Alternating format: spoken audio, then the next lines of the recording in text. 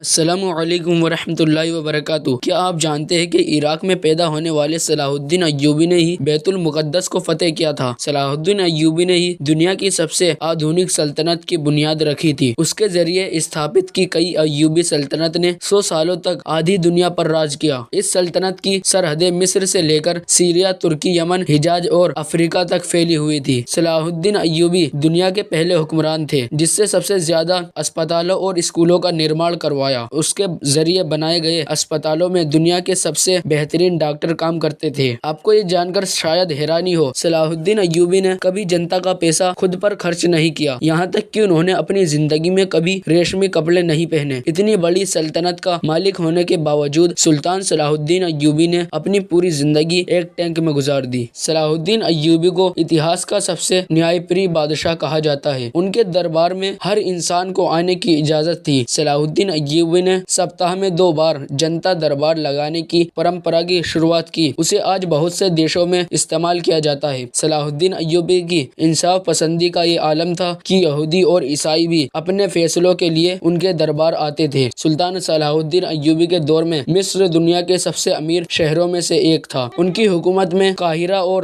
دمشق کے اسپتالوں میں دنیا بھر سے لوگ علاج کے لیے آتے تھے۔ دنیا کا مشہور ویگیانک ایڈلارڈ نے سائنس کی شکشا مصر اور سیریا میں ہی حاصل کی تھی۔ صلاح الدین ایوبی نے مسجد الاقصی کو فتح کرنے کے لیے 16 جنگیں لڑی اور ہر جنگ میں ایک محراب اپنے ساتھ رکھتے تھے تاکہ جب بیت المقدس فتح ہو تو اس محراب کو اپنے ہاتھوں سے مسجد الاقصی میں لگا سکے۔ جب انہوں نے بیت المقدس کو فتح کیا تو یہ محراب ان کے ہاتھوں ہی مسجد اقصی میں استھاپت ہوا۔ آدھی دنیا پر حکومت کرنے والے صلاح الدین ایوبی کے پاس اتنا بھی پیسہ نہیں تھا کہ وہ زکوٰۃ ادا کر سکے۔ وہ اپنی ساری دولت غریبوں اور یتیموں پر خرچ کر دیتے تھے۔ یہی وجہ ہے کہ صلاح الدین ایوبی کبھی حج نہیں کر سکے، کیونکہ اسلام میں اپنے خود کے پیسوں سے ہی حج کیا جا سکتا ہے۔ صلاح الدین ایوبی نے دنیا کی سب سے خطرناک جنگیں لڑی۔ انہوں نے دنیا کی سب سے بڑی صلیبی فوج کو شکست دی۔ اس فوج کی طاقت کا اندازہ اسی بات سے لگایا جا سکتا ہے کہ اس میں دنیا بھر کے 6 لاکھ عیسائی شامل ہوئے تھے، یہاں تک کہ یہودیوں کا ایک بڑا گروہ بھی سبیلیوں کی مدد کر رہا تھا۔ صلاح الدین ایوبی شروعاتی دنوں میں نور الدین جنگی کے فوجی کمانڈر تھے، لیکن 1164 میں انہوں نے جب مصر کو فتح کیا تو نور الدین جنگی نے انہیں مصر کا شاسک بنا دیا اور پھر صلاح الدین ایوبی کی سلطنت کا دائرہ پھیلتا ہی چلا گیا، یہاں تک کہ سعودی عرب سے لے کر عراق، شام، سویڈن، ترکی اور افریقہ تک کا پورا علاقہ صلاح الدین ایوبی کے قبضے میں آ گیا۔ سلطان صلاح الدین ایوبی نے صلیبیوں سے لگاتار 12 سالوں تک جنگ لڑی۔ انہوں نے جنگ حطین میں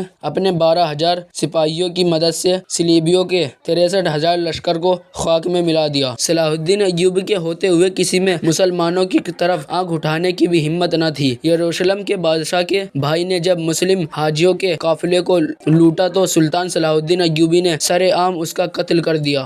بیت المقدس مسلمانوں کا قبلہ اول تھا۔ مسلمان پہلے اسی کی طرف منہ کر کے نماز پڑھتے تھے۔ حضرت محمد صلی اللہ علیہ وسلم نے یہیں سے معراج کا سفر طے کیا تھا اور مسجد الاقصی میں ہی تمام نبیوں کی امامت کی تھی۔ صلاح الدین ایوبی نے اپنی پوری زندگی میدان جنگ میں گزار دی۔ انہوں نے 100 سے ادھک جنگیں لڑی اور زیادہ تر میں فتح حاصل کی۔ بہت کم لوگ جانتے ہیں کہ صلاح الدین ایوبی حافظ قرآن بھی تھے۔ انہوں نے ماتر 15 سال کی عمر میں ہی قرآن حفظ کر لیا تھا۔ صلاح الدین ایوبی تقریت میں پیدا ہوئے تھے۔ یہ وہی شہر تھا جہاں بعد میں صدام حسین جیسا شیر پیدا ہوا۔ صلاح الدین ایوبی کو اسلامی اتہاس کا ہیرو کہا جاتا ہے۔ تو پیارے دوستو، آپ کو یہ ویڈیو کیسی لگی کمنٹ کر کے ضرور بتانا اور ہمارے چینل کو سبسکرائب بھی ضرور کر دینا اور اس ویڈیو کو اپنے دوستوں تک بھی ضرور شیئر کرنا۔ تو ملتے ہیں نیکسٹ ویڈیو میں، تب تک کے لیے السلام علیکم ورحمۃ اللہ وبرکاتہ۔